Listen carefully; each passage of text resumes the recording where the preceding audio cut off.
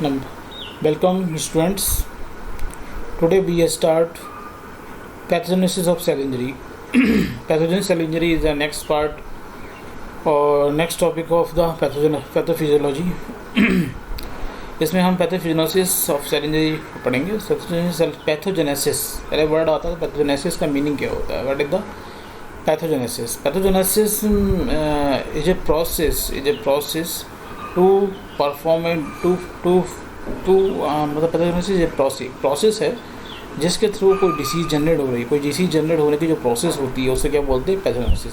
जैसे cell injury हो रही है, सेल इंजरी कुछ प्रोसेस के थ्रू हो रही होगी. वो प्रोसेस क्या है सेल इंजरी जनरेशन की? वो क्या है? पैथोजेनेसिस. यानी डिसीज़ के जनरेशन की जो प्रोसेस है डेट कॉल पैथोजेनेसिस. ठीक है. नेक्स्ट मैं बताऊँ आपको. आगे बढ़े तो इंजरियस स्टिमुली में produce different consequence depending upon their severity and durations. अब जो इंजरी स्टिमुली है, इंजरी करने वाले जो कारण हैं वो डिफरेंट टाइप्स के कॉन्सिक्वेंस वो डिफरेंट कॉन्सिक्वेंस होते हैं. उनके डिपेंड इस पर करता है कि वो कितने सीवियर हैं और कितने ड्यूरेशन तक वो एप्लीकेबल हो रहे हैं सेल के ऊपर. On the basis of severity and duration of the injury stimuli cell injury divide into two type. अगर हम सीवियरिटी की बात करें इंजरी स्टिमुली की और ड्यूरेशन की बात करें, कितने सीवियरिटी में कितने फोर्सफुल स्ट्रेस डालना है सेल पर और कितने ड्यूरेशन के लिए डालना है, उसके बेसिस पे सेल इंजरी डिवाइड किया टू टाइप में. पहला था रिवर्सिबल सेल इंजरी और दूसरा है irreversible cell injury. Reversible cell injury मतलब वो इंजरी जिसमें कि सीवियरिटी लो होती है और ड्यूरेशन भी उस स्ट्रेस का शॉर्ट ड्यूरेशन होता है. और इरिवर्सिबल सेल इंजरी में क्या है? स्ट्रेस हाई होगा, स्ट्रेस जो होगा वो हाई होता है, हाई स्ट्रेस सीवियरिटी होती है और काफ़ी ड्यूरेशन के लिए होता है. तो उस कंडीशन में जो इंजरी होगी वो क्या होगी? Irreversible cell injury. Now come to the reversible cell injury. If the hypoxic या ischemic effect is for a short duration, then it produces reversible cell injury because this kind of effect is restored by vascular circulations. अब hypoxic effect, hypoxic मैं बता चुका हूँ भाई, lack of oxygen. Ischemic effect मतलब lack of oxygenated blood. Oxygenated blood की deficiency है, वो कुछ ड्यूरेशन तक ही रहे, कुछ समय के लिए अगर वो डिफिशियंसी हो रही है, उस कंडीशन से क्या है? रिवर्सिबल सेल इंजरी इंड्यूस होती है. क्योंकि वो जब जैसे जैसे ब्लड रिस्टोर हो जाता है सर्कुलेशन का, तो वैसे वैसे इंजरी दोबारा रिस्टोर होकर नॉर्मल कंडीशन में पहुँच जाती है. जैसे कि कोरोनरी आर्टरी इंक्लूजन्स हैं, ऑक्लूजन है, मायोकार्डियल कंट्रैक्टिलिटी में कुछ डिस्टर्बेंस हो जाता है. ये सभी उसके एग्जांपल हैं किसके? रिवर्सिबल सेल इंजरी के. लेकिन रिवर्सिबल सेल इंजरीज में कुछ कंडीशंस होती हैं जो रिवर्सिबल सेल इंजरी इंड्यूस करती हैं. वो मेन कंडीशन क्या है? Some of the sequential biochemical और ultra structural changing in the reversible cell injury. क्या क्या होते हैं? पहले में एक होता है डिप्लीटेशन ऑफ एटीपी. एटीपी का फॉर्मेशन कम हो जाएगा क्योंकि ऑक्सीजन प्रॉपर्टी नहीं मिल रही है, तो माइटोकॉन्ड्रिया फंक्शन प्रॉपर्टी नहीं करेंगे तो एटीपी का फॉर्मेशन कम हो जाएगा. दूसरा क्या होता है? इंट्रासेलुलर लैक्टिक एसिडोसिस, यानी कि एनारोबिक पाथवे फॉलो करेंगे, जिससे कारण क्या होता है? एनारोबिक पाथवे से एटीपी जनरेट होगी, जिसके कारण lactic acidosis. Lactic acid last product बनता है एनारोबिक पाथवे का, जिससे लैक्टिक एसिड इंक्रीज होगा तो लैक्टिक एसिडोसिस हो जाएगी इंट्रासेलुलरी. थर्ड क्या है? तो जब एटीपी प्रोड्यूस नहीं हो रहे हैं तो एटीपी ज़्यादा क्वांटिटी में प्रोड्यूस नहीं हो रहे हैं, जिसके कारण उसके प्लाज्मा मेम्ब्रेन में इफेक्ट करता है. प्लाज्मा मेम्ब्रेन में मेनली क्या होता है? सोडियम पोटेशियम पंप फेल हो जाता है और फेलियर ऑफ कैल्शियम पंप. दो चीज़ें फेलियर होती हैं इन द प्लाज्मा मेम्ब्रेन. और last is the decrease protein synthesis. तो चार फैक्टर हैं रिवर्सिबल इंजरी में. पहला क्या? डिप्लीटेशन ऑफ एटीपी. दूसरा क्या हुआ? Acidosis, intracellular acidosis. तीसरा क्या हुआ? Effect on plasma membrane. And last is the decrease protein synthesis. ठीक है. तो हम वन बाय वन डिस्कस करते हैं इसको. फर्स्ट बात करते हैं हम depletion of ATP. ATP is the primary requirement for the synthesis of lipid, protein and cell membrane etc. तो एटीपी की बहुत ज़रूरत होती है, चाहे वो सिंथेसिस लिपिड की सिंथेसिस हो रही हो, चाहे प्रोटीन सिंथेसिस हो रही है, सेल मेम्ब्रेन सिंथेसिस हो. अगर एटीपी नहीं हो तो ये सब वर्क क्या होंगे? रुक जाएंगे. In human body ATP is produce by aerobic anaerobic process. Human body में क्या है? दोनों प्रोसेस एटीपी प्रोड्यूस होती है भाई. Aerobic in the presence of oxygen with the help of oxygen, anaerobic process without in absence of oxygen, यानी बिना oxygen के एरोबिक प्रोसेस से एटीपी जनरेट होता है. लेकिन एरोबिक प्रोसेस प्राइमरी प्रोसेस है, मेजर अमाउंट में ह्यूमन बॉडी में होती है. Aerobic process is carried out by the mitochondria. Anaerobic ATP is produce by the glycogen and glucose. तो एरोबिक प्रोसेस माइटोकॉन्ड्रिया में होती है और एनारोबिक प्रोसेस जो एटीपी जनरेट होते हैं वो ग्लूकोज या ग्लाइकोजन से बनते हैं, जिसमें तो जो एनारोबिक जो पाथवे है, एनारोबिक की एटीपी प्रोडक्शन हो रही है, उसमें जो ग्लाइकोजन से स्टार्ट होता है, लास्ट प्रोडक्ट क्या बनता है, लैक्टिक एसिड बनता है। ठीक है। In the ischemic condition the supply of oxygen and glucose both are affected. Ischemic condition में क्या होगा, जब ब्लड सप्लाई वहाँ तक नहीं पहुँच पा रही है तो ब्लड में क्या ऑक्सीजन भी है, ग्लूकोज भी, दोनों तरीके, दोनों चीज़ें आसानी से उस ऑर्गन या उस टिश्यू में नहीं पहुँच पाते हैं। So decrease the production of ATP, जिसकी वजह से क्या होता है, एटीपी प्रोडक्शन कम हो जाता है। Due to this effect protein synthesis, cell membrane formation, lipid synthesis process get affected and it leads to the cell injury. इसकी वजह से क्या है, जब एटीपी जनरेशन नहीं हो रहे हैं तो प्रोटीन सिंथेसिस प्रॉपर तरीके से नहीं हो पाएगा, सेल मेम्ब्रेन का फॉर्मेशन प्रॉपर तरीके से नहीं हो पाएगा, साथ ही लिपिड सिंथेसिस भी प्रॉपर तरीके से नहीं हो पाएगी। जब ये तीनों वक्त रुक जाएंगे, जो कि डायरेक्टली अफेक्ट करते हैं किसकी तरफ ले जाते हैं, सेल इंजरी की तरफ ले जाते हैं, जिससे सेल इंजरी होने के चांसेस और ज़्यादा बढ़ जाते हैं।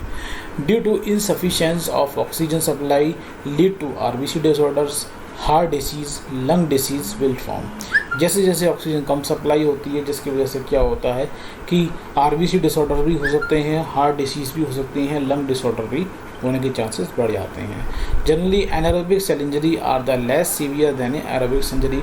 मैं आपको पहले बता चुका हूँ कि एरोबिक इंजरी जो है वो आपकी एरोबिक इंजरी है वो ज़्यादा है, क्योंकि बॉडी में जो एरोबिक इंजरी है वो आपकी ज़्यादा होती है, क्योंकि एरोबिक प्रोसेस से एटीपी जनरेशन ज़्यादा हो रहे होते हैं एरोबिक की कंपेरिजन, इसलिए एरोबिक इंजरी ज़्यादा डेंजरियस है, जनरली होती है as compared to the anaerobic cell injury. अब दूसरा कारण क्या होता है, जैसे मैंने बताया था आपका एनारोबिक सेल पाथवे जो फॉलो करेगी तो लास्ट प्रोडक्ट क्या बनेगा, लैक्टिक एसिड, जिसकी वजह से इंट्रासेलुलर लैक्टिक एसिडोसिस हो जाता है। Due to low of oxygen supply aerobic ATP formation process get affected and mitochondria fail to work. अब जब एटीपी प्रॉपर तरीके से फॉर्मेशन नहीं हो पाएगी, कोई ऑक्सीजन डिफिशियंसी है, तो इसकी वजह से क्या हुआ, anaerobic glycolytic pathway start to produce ATP. जैसे एनारोबिक ग्लाइकोलाइटिक पाथवे स्टार्ट हो जाता है, ग्लाइकोजन से या ग्लूकोज से एटीपी का जनरेशन शुरू हो जाएगा। This result in rapid depletion of glycogen और एक्यूमुलेशन ऑफ लैक्टिक एसिड, जिसकी वजह से क्या होते हैं, ग्लाइकोजन का डिप्लेटेशन और ग्लाइकोजन की खपत होनी शुरू हो जाती है और लास्ट में लैक्टिक एसिड एक्यूमुलेट हो जाता है, या लैक्टिक एसिड का प्रोडक्शन या बहुत ज़्यादा क्वान्टिटी में उस सेल के अंदर बढ़ जाता है। अब क्या होगा, जब लैक्टिक एसिड ज़्यादा हो गया तो उससे क्या होगा, इंटरसेलुलर पीएच क्या हो जाएगी, बहुत ज़्यादा कम हो जाएगी, यानी एसिडिक मीडियम हो जाएगा। तो it's lower the intercellular pH due to the intercellular acidosis. जब लोअर पीएच होने लगी क्योंकि एसिडोसिस इंटरसेलुलर होने लगा। अब एसिडिक कम होने की वजह से क्या होगा, प्रोड्यूस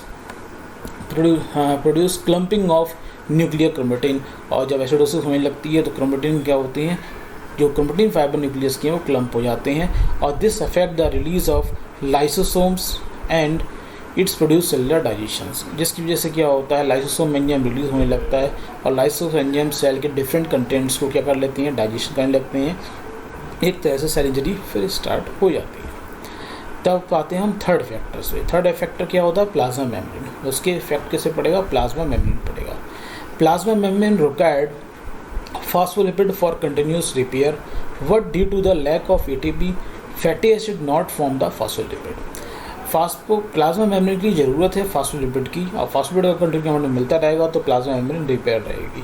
अब लेकिन क्या है कि एटीपी का फॉर्मेशन प्रॉपर तरीके से नहीं हो पा रहा है फैटी एसिड से, जिससे कहा फैटी एसिड से एटीपी का फॉर्मेशन नहीं हो पा रहा है, तो इसी वजह से क्या हो, फैटी एसिड से फास्फोलिपिड फॉर्म नहीं हो पा। जब फास्फोलिपिड प्रॉपर तरीके से है नहीं तो प्लाज्मा मेम्ब्रेन का रिपेयर नहीं हो सकती। Due to this effect plasma membrane pump get affected, और एटीपी भी नहीं है, एटीपी ना होने की वजह से कभी क्या होता है, ये प्लाज्मा मेम्ब्रेन के पंप होते हैं वो अफेक्टेड हो जाते हैं। The regulation of calcium, sodium, potassium gate affected, और कैल्शियम, सोडियम, पोटेशियम के जो सेल के मेम्ब्रेन के क्रॉस करते हैं, सेल मेम्ब्रेन से बाहर जाते हैं, सेल मेम्ब्रेन अंदर जाते हैं, वो रेगुलेशन है वो अफेक्टेड हो जाता है। इसमें जनरली दो चीज़ें होती हैं, एक failure of sodium potassium ATPase pumps और दूसरा फेलियर ऑफ कैल्शियम पंप। तो पहले हम बात करेंगे failure of sodium potassium ATPase pump. Sodium ATPase pump is useful for the exchange of sodium inside to outside and potassium outside to inside from the cell. Sodium ATPase pump की help से क्या होता है, ये sodium होता है वो आपके सेल के अंदर से बाहर जाता है, और पोटेशियम जो होता है वो सेल के बाहर से सेल के अंदर आता है। जैसे जैसे लोअर एटीपी लेवल, जैसे जैसे एटीपी कम होती जाएंगी, the activity of this pump that affect the activity of this pump. और जैसे जैसे ATP कम हो जाएगा वैसे वैसे इसकी एक्टिविटी इस पंप की कम होती है। ATP कम होती जा रही है वैसे वैसे क्या होगा, पंप काम नहीं करेगा और सोडियम एक्यूमुलेट हो जाएगा सेल के अंदर, और सेल के अंदर सोडियम अमाउंट कम हो जाएगा और सेल के बाहर पोटेशियम अमाउंट ज़्यादा हो जाएगा। Sodium get accumulate inside the cell and potassium outside the cell. Accumulation of sodium inside the cell retain the water and increase intracellular water level। जैसे जैसे सोडियम का लेवल सेल के अंदर बढ़ता जाता है वैसे वैसे सोडियम के अंदर बढ़ने के कारण क्या होता है, अंदर वाटर ज़्यादा रीअब्जॉर्ब होना शुरू हो जाता है, क्योंकि सोडियम को क्या करना है, डाइल्यूट करना है। डाइल्यूट करने की वजह से क्या होता है, वाटर कंटेंट ज़्यादा एब्जॉर्ब होना शुरू हो जाता है सेल के अंदर। जैसे आपको आपने भी आप ही अपने फूड का भी ज़्यादा नमक वाला खाना खा लेते हो, ऑटोमेटिक आपकी प्यास बढ़ जाती है। वो प्यास हमारी क्यों बढ़ने लगती है, क्योंकि हम वो सोडियम को क्या करते हैं अपनी बॉडी के अंदर या फूड के अंदर बॉडी के अंदर उसको फूड में जो सोडियम है उसको डाइल्यूट करने की कोशिश कर रहे होते हैं। सेम यही प्रोसेस है कि सेल भी क्या करेगी, हाई अमाउंट में वाटर को इनटेक करेगी, जिससे क्या होगा, hydropic swelling occurs due to the disruption of osmotic pressures, जिसकी वजह से क्या स्वेलिंग ज़्यादा हो जाती है सेल के अंदर, स्वेलिंग जैसी कंडीशन प्रोड्यूस हो जाती है। फिर क्या होता है, अगर इसके बाद हम बात करें, जब ऐसी कंडीशन होगी सेल में स्वेलिंग होगी, swelling is the mark of cell injury. दूसरा क्या है, failure of calcium pump. Calcium pump हम फेलियर हो जाता है, क्यों, क्योंकि जैसे जैसे सोडियम का अमाउंट बहुत ज़्यादा सेल में बढ़ जाएगा तो उस वजह से क्या होता है, सोडियम कैल्शियम पंप क्या होता है, ब्लॉक हो जाता है। तो सोडियम कैल्शियम पंप ब्लॉक क्यों हो जाएगा, क्योंकि सोडियम अमाउंट ज़्यादा है तो सोडियम अंदर नहीं आएगा। कंसंट्रेशन ग्रेडियंट अकॉर्डिंग वो काम करता है। जब सोडियम ऑलरेडी सेल के अंदर ज़्यादा है तो सोडियम अंदर नहीं आएगा, जब सोडियम अंदर नहीं आएगा तो कैल्शियम बाहर नहीं आएगा। तो कैल्शियम जब बाहर नहीं आ रहा तो ऑटोमेटिक कैल्शियम कंसंट्रेशन सेल के अंदर ऑटोमेटिक इंक्रीज करती रहेगी।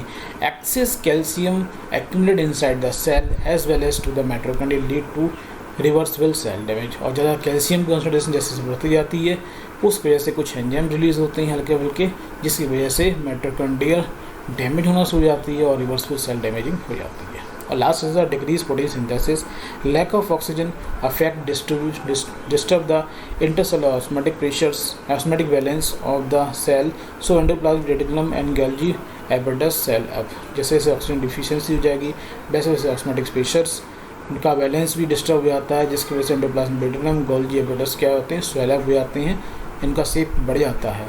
और राइबोसोम जो अटैच होते हैं granule ribosome granule endoplasmic reticulum से होते हैं वो आपके इनएक्टिव हो जाते हैं, जिसकी वजह से प्रोटीन सिंथेसिस भी कम हो जाता है। Affect the disease of protein synthesis. तो ये 4 कारण हो गए रिवर्सिबल सेल इंजरी के लिए। ठीक है, पहला क्या हुआ था, ATP डिप्लीशन, दूसरा क्या हुआ एसिडोसिस, तीसरा क्या हुआ सेल मेम्ब्रेन पे पंप दोनों फेल हो गए, सोडियम पोटेशियम और कैल्शियम, और last the decrease protein synthesis. Now come to the irreversible cell injury. Long-lasting persistence, ischemic and hypoxia effect produce cell of irreversible injury। जैसे जैसे अगर लॉन्ग लास्टिंग काफ़ी टाइम तक अगर इस्चेमिक इफेक्ट रहता है या हाइपोक्सी इफेक्ट रहता है, किसी सेल में प्रॉपर ऑक्सीजन नहीं पहुंच पा रही, ऑक्सीजन ब्लड नहीं पहुंच पा रहा है, जिसकी वजह से काफ़ी टाइम लॉन्ग ड्यूरेशन की वजह से क्या होता है, इरिवर्सिबल सेल इंजरी होती है। If cell fails to reverse mitochondrial function as well as disturbance in the cell membrane, cell plasma membrane function cause irreversible cell injury। Mitochondria function proper तरीके से जैसे पहले हो वैसे नहीं हो पाएंगे, अगर वो रिवर्स नहीं कर पाता है, ना ही सेल मेम्ब्रेन जैसे पहले थी वैसे अगर नहीं पहुंच पाएगी तो उसकी वजह से जो डैमेजिंग होगी सेल के अंदर वो कहलाएगी इरिवर्सिबल सेल इंजरी। अब इसमें क्या होता है, पहला है क्यों होती है, पहला कारण है calcium influx produce excitotoxicity into the cells. जैसे मैं लास्ट में आपको बताया था रिवर्सिबल सेल इंजरी में ये कैल्शियम ऑन बढ़ रहा है और वो बहुत लॉन्ग ड्यूरेशन रहेगा तो ज़्यादा अमाउंट सेल कैल्शियम का बढ़ जाएगा, यानी कि large amount of intercellular calcium produce damaging in the mitochondrial cells as well as excitotoxicity, जिसकी वजह से एक्साइटोटॉक्सिसिटी होगी। एक्साइटोटॉक्सिसिटी का मतलब क्या है, एक्टिवेशन होंगे डिफरेंट टाइप के enzyme, phospholipase, endonuclease, protease, ETC इस टाइप के। This effect the damage of cell structure such as a component of cytoskeleton, plasma membrane और DNA। और ये सभी एंजाइम क्या करेंगे, सेल के डिफरेंट कंपोनेंट को क्या कर देते हैं, डैमेज करना शुरू कर देते हैं, जो directly lead to the cell injury से हो जाती है। जैसे फास्फोलाइपेज एंजाइम क्या करेगा, फास्फोलाइपेज एंजाइम फास्फोलिपिड को डैमेज करेगा तो सेल मेम्ब्रेन डैमेज होना शुरू हो जाएगी। As well due to the lack of ATP generation new phospholipid बनेंगे नहीं, इसी सेल मेम्ब्रेन पूरी तरह डिस्ट्रॉय हो सकती है। नेक्स्ट क्या है, effect of activated proteases enzymes, protein के जितने साइटोस्केलेटन फाइबर्स होते हैं, फाइबर्स मैंने आपको बताया था कि 3 तरह के फाइबर होते हैं, वो साइटोस्केलेटन जो फाइबर्स हैं, माइक्रोट्यूबुल्स हैं, वो सब डैमेज हो जाती हैं, जिसकी वजह से सेल इंजरी की तरफ सेल पहुंच जाती है, जिसमें reverse cell injury cell proper तरीके से ना वो सेफ गेन नहीं कर पाता है। और एंडोन्यूक्लियस क्या करेगा, न्यूक्लियर प्रोटीन्स को डैमेज करेगा, उसमें कंडेंस और क्लम्प ऑफ न्यूक्लियस हो जाते हैं, प्रोड्यूस फ्रेगमेंट ऑफ न्यूक्लियस और डिसॉल्व द न्यूक्लियस, ये सब ऐसी कंडीशन बन जाती है। ठीक है, तो ये सेकंड कंडीशन क्या होगी, low pH of the cell activate low pH. अब जैसे एसिडोसिस जैसी कंडीशन हो रही है, लैक्टिक एसिड ज़्यादा प्रोड्यूस हो रहा है, तो पीएच भी क्या होगी, लो हो जाएगी, या बहुत ज़्यादा पीएच हो जाती है, जिसकी वजह से क्या होता है, लाइसोमल हाइड्रोलाइटिक एंजाइम्स काफ़ी रिलीज होते हैं, सेल को पूरी तरीके से डिस्ट्रॉय करना शुरू करते हैं, सेल के डिफरेंट ऑर्गन को डाइजेस्ट कर देते हैं, डिस्ट्रॉय कर देते हैं, जैसे इरिवर्सिबल सेल इंजरी पूरी तरीके से कॉज हो जाती है। Lack of oxygen decrease intercellular pH and it activate the release of lysosomal hydrolytic enzyme, जैसे कि आपका लैक्टिक हाइड्रोजेनेसिस है, और आपका क्रिएटिनिन काइनेज है, हाइड्रोलेज है, आयरनेलेज है, डीएनएलेज है, ग्लाइकोसाइडेज है, फास्फेटेज है, लाइपेज है, अमाइलेज है, और सेप्टेसिन, ये चीज़ बहुत सारे एंजाइम होते हैं। सेप्टेसिन एक तरह से इसकी पूरी चैन होती है, सेप्टेसिन की 7 से 8 टाइप के एंजाइम होते हैं। एक जैसे इसमें सेप्टेसिन में जो सेप्टेसिन के है वो मेनली रिस्पॉन्सिबल होता है आपके बोन को डिजॉर्प्शन के लिए, जो बोन होती है बोन को भी डिग्रेड करने का काम कर सकती है सेप्टेसिन के। ये काफ़ी टाइप के होते हैं, सेप्टेसिन ये है, सेप्टेसिन भी है, तो मैं वहाँ तक नहीं जाऊँगा, लेकिन ये काफ़ी लंबी चैन है इसकी, और वहाँ टॉपिक पे पहुँचेंगे तो सेप्टेसिन के डिफरेंट टाइप के होते हैं, जैसे सेप्टेसिन A B C D F E G H K, और के जो मैंने बताया के वो सबसे अलग काम करता है, सेल के बाहर काम करता है, सेल के बाहर मेनली स्पेशली बोन को डिजॉर्प्शन काम करता है। एक्टिवेशन ऑफ दिस एंजाइम, ये जितने एंजाइम के एक्टिवेशन जो हो जाता है, जैसे digest the cellular compound, cell compound to component digest हो जाते हैं, और थ्रू द फाइब्रोलाइटिक इफेक्ट मैं बताया था, फाइब्रोलाइटिक मतलब किसी को खा लेना, इंगल्फ कर लेना, ये सब एंजाइम इससे इंगल्फ कर लेते हैं, डाइजेस्ट कर देते हैं, जिसकी वजह से इरिवर्सिबल सेल इंजरी कॉज हो जाती है। ठीक है, अगर वीडियो पसंद आया हो, अगर आपको अच्छे समझ में आया हो तो लाइक कीजिएगा, कोई कन्फ्यूजन हो तो कमेंट बॉक्स में कमेंट कीजिए, कमेंट बॉक्स में क्वेरीज जो भी हो आपकी वो क्वेरीज लिखिएगा, कमेंट कीजिएगा, और अगर अच्छा लगा शेयर करना, और आप मेरे चैनल को सब्सक्राइब कीजिएगा। Thank you.